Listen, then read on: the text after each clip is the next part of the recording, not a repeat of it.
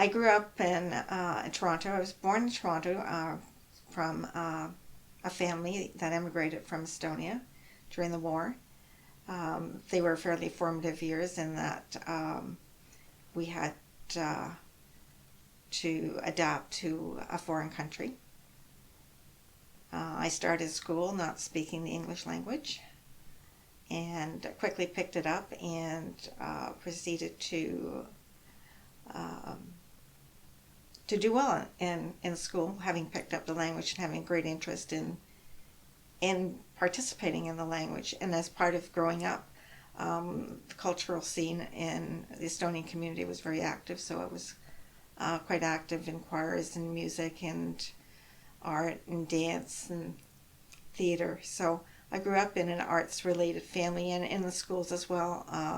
In Toronto, growing up, the arts were really um, promoted. They had art programs starting in public school and in junior public school, which was grades 7 and 8. They had an actual rotation into art class almost every day, uh, which was sort of a setup for high school when you would have gotten into one of those programs. And I continued with art through high school. So in the early years, um, in Toronto, there was certainly a strong arts background, and I played the piano and was very involved with that. So um, all of the arts were encouraged in our home. Actually, my first gallery visit was probably when I was about grade 3, and that was from a public school system in Toronto. We were all boarded onto a streetcar that would trundled us all the way down to the art gallery. And I remember the very first time going in there, it was still called the Art Gallery of Toronto at that time. And it was still in the old building, which you can't see anymore. And we went in, and the class was moving through. And I remember it's probably the only time in my life that I haven't moved along with a class. I had gotten left behind with the just staring at some paintings, which I later found out were Emily Carr's paintings, um, because I would somehow always end up in the gallery and back in that corner. It somehow I gravitated to that section until eventually I figured out whose work I was looking at. Um, but as a very young child, Emily Carr meant absolutely nothing to me. It was only later on, and as I realized who she was, that my interest actually grew in her work. And she was actually one of the first artists that I was really interested in, was Emily Carr and her life story. And as I say, being mesmerized by her work. I was selected by UNESCO as an exchange student to Japan in 1970, and that was a huge turning point in my life. Being able to represent Canada and being on exchange. And I remember coming back from Japan, and I had a suitcase full of Japanese prints and really nothing else in my suitcase. And thinking back to what I might have brought back from Japan as an 17, 18-year-old, certainly I found out it was a very expensive proposition to bring back prints, because I had to now spend my whole summer's earnings trying to frame these prints, some of which I still have today. So it was sort of the start of my collecting of artwork when I went to Japan. I never thought of it that way at the time. It was just something that I really had a strong urge. I had to bring back woodblock prints. That was sort of ingrained in my mind. My mother thought I should have brought back pearls, but woodblock prints they were. A lot of the work that we have in our home has been purchased on our travels, but a lot was purchased the year that I also traveled across Canada working with Canadian artists. So there's a blend of from our travels, from most of the artists that we have in the home. We have met the work of most of these. The works are known to us through the artists themselves in most cases. So that adds another element to the collection. I continued my studies in Toronto. I went to the University of Toronto. I went to University College there. I studied in the Department of Fine Arts and majored in Canadian art history and architecture. Then at that point, my life I got married, and my life ended up in London, Ontario. And that's when I started to do some volunteer work. At that time, it was called Centennial Museum, I believe, the London Centennial Museum. It was right beside the library where the art gallery was, so it was all in one place on Queen's Avenue. I was the secretary of the museum, and at that time they were also involved with Eldon House, which is the oldest home in London, Ontario. So that was also part of the realm that was covered by the museum, and we worked on things like the garden party, which was finally opened up to the public for the first time during my tenure there. So that was a lot of fun. I probably started becoming a supporter of the arts when I was actually a child, buying things. There's one thing of doing some artwork yourself, but I think the other side is there have to be people that actually appreciate it as well. And there's nothing to appreciate it. If you've tried to do it yourself, then you really know how difficult something actually can be, and you really appreciate what people have done and the results that they've achieved. So I think it's always good to have experienced a little bit, and then you can sort of appreciate the beauty that is created, and how it touches you. It can bring up forth all types of emotions, but that's the beauty of something. In your experiences also relate to what you're looking at, so it becomes a totally unique experience.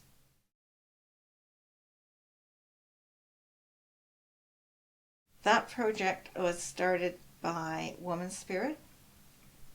I happened to find out about it when I was teaching at Fanshawe College, and I applied for the position. It was a research position, and the idea was to interview as many women artists as possible that were working in Canada, working across as many mediums as possible. So we weren't just looking for well-known artists. We were trying to dig out also unknown or relatively unknown people that had some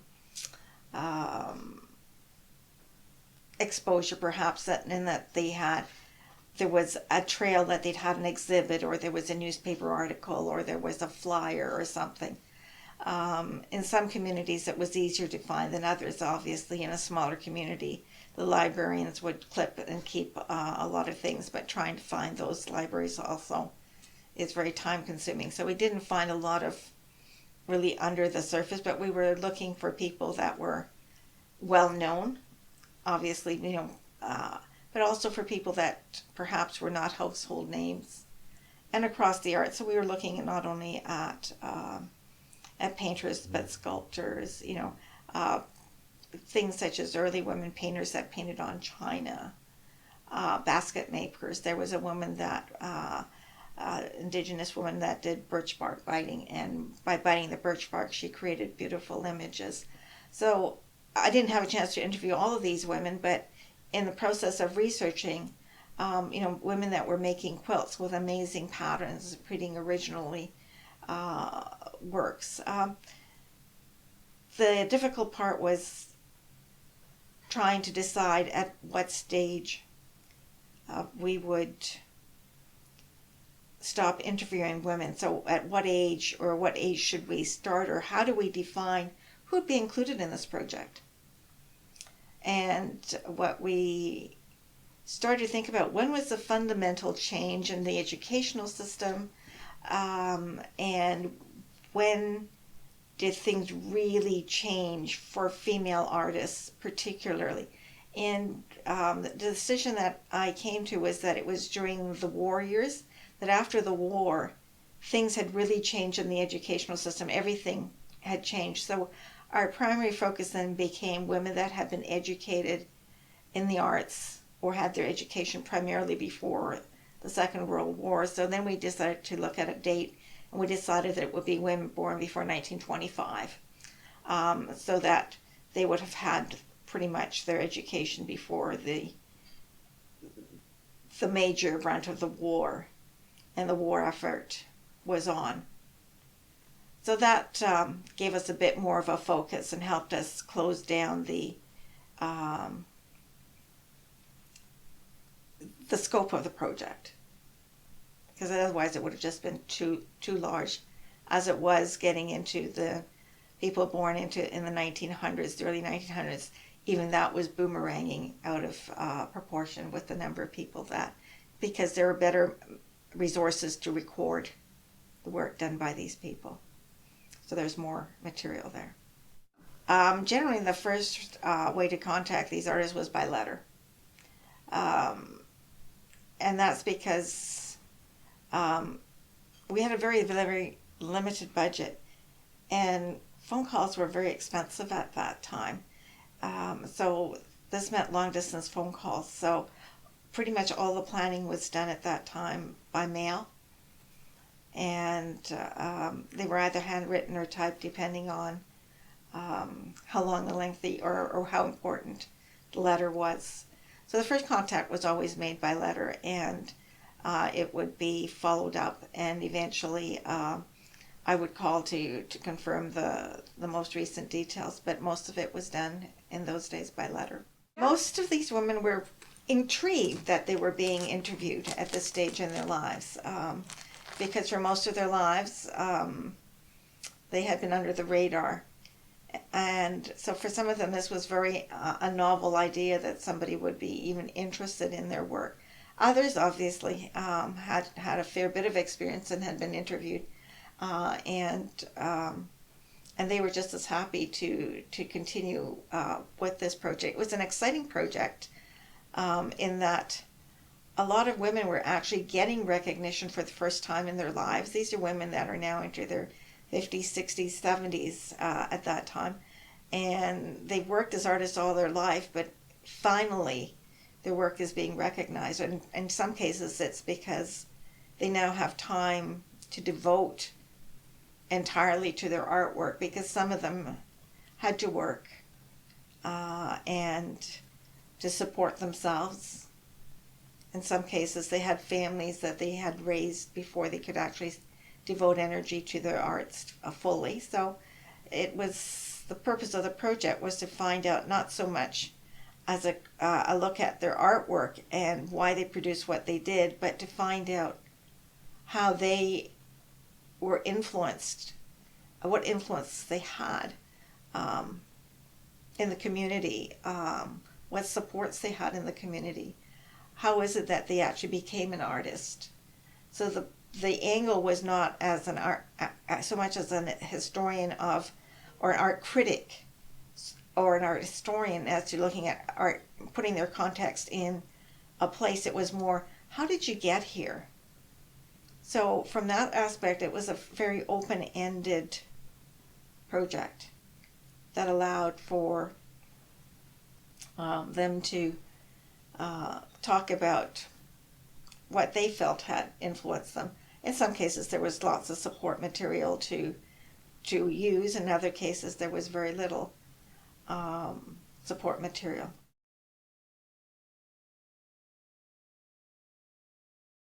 I think there are a couple that really strike me as being very memorable. One is Lucy Jarvis, and she was an artist out in Yarmouth, Nova Scotia, and she lived there with another artist in a house that they built themselves, and they lived in a house without any electrical facilities, and they didn't see this as a problem. It was really quite an interesting experience. I actually stayed with them for several days. They were very active in the community as women. They helped with the art society, they helped with the folk dancing, they helped at the museum. They were generally well known and loved in the community, a small community, but well known and loved, and just the joy she had in in life and in art in general, and the impact that had on people around her. It was just joyful. And the second person that I'd like to mention is Doris McCarthy, whose work is on the other wall. And once again, not once again, but she was also a teacher at Central Tech in Toronto. Very active with a group of painters, would go out to Canada's East Coast, the Gaspé, just about every summer. But as she retired, she became very active in her own artistic career. And that's when her travels really took off. She became a great spokesperson for Canadian women artists. She opened herself up to the media and the CBC, so there are a number of books written about her. There's films about her. To meet her, she was a petite woman. Again, she built her own home right on Lake Ontario. She called it Fool's Paradise. It was a beautiful home in a beautiful location. She had a pond out there where she would skate in the wintertime. She continued to skate right into her, I think probably until she died. I don't think she ever hung up her skates.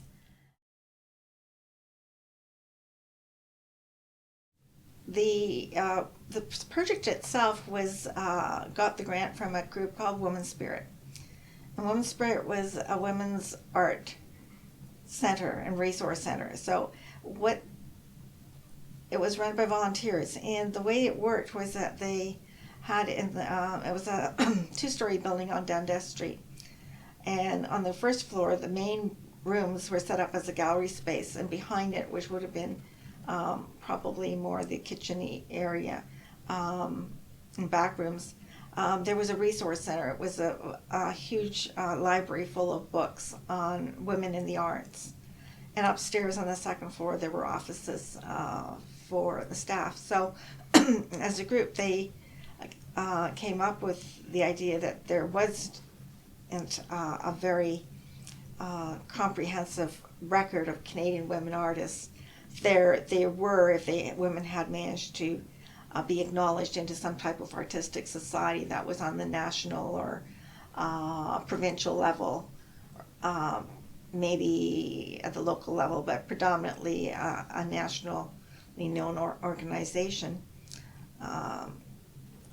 And if they weren't members of that, their work probably was not being shown in group shows, and it was not being cataloged, essentially.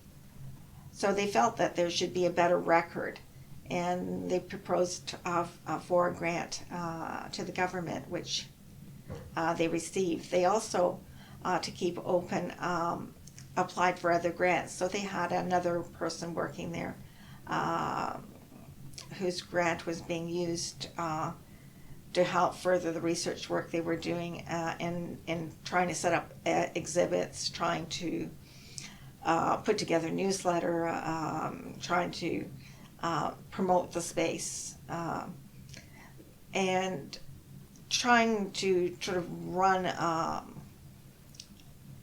space that was just focused primarily on women and a feminist point of view, which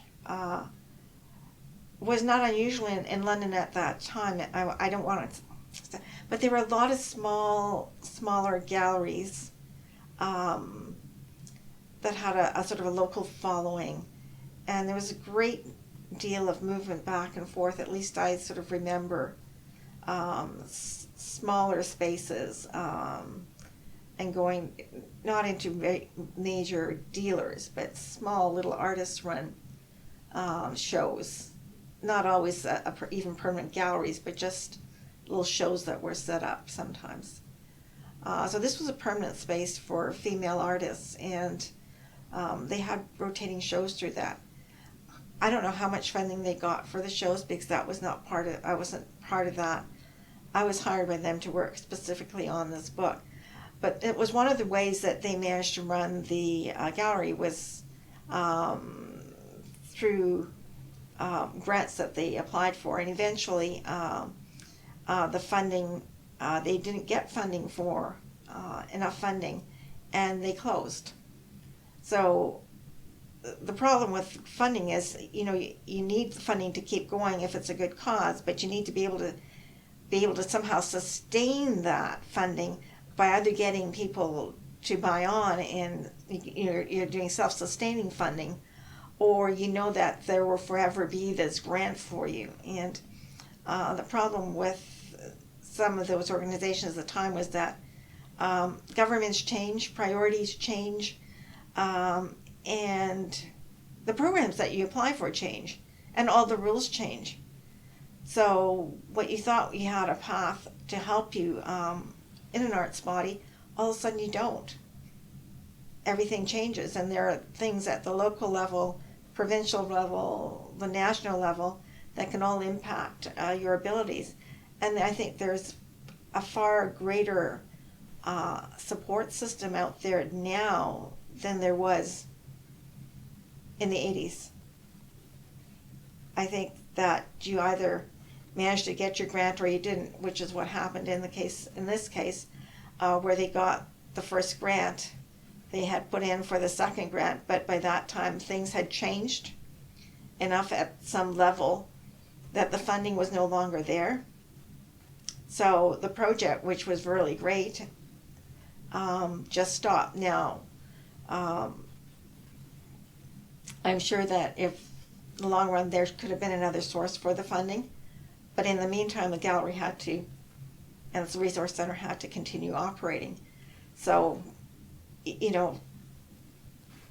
it's a hard thing. So in this case, neither continued after a while. The book never did get published, and the organization did close its doors. Now, the bulk of that work has been given to the university archives, and they're in I believe, the London collection. And so all the research notes that I had that were left over were donated to Western's library system, because the research should stay somewhere that it's accessible. And I think there's, as I say, I think it was a loss to the community to see the gallery go, but it certainly was a gallery that emphasized women's work for being women's work, and having a real place and a place for sometimes female artists or women artists weren't able to perhaps show their work in another gallery. This was a safe, friendly environment for all female artists. So I think that was an important place for females.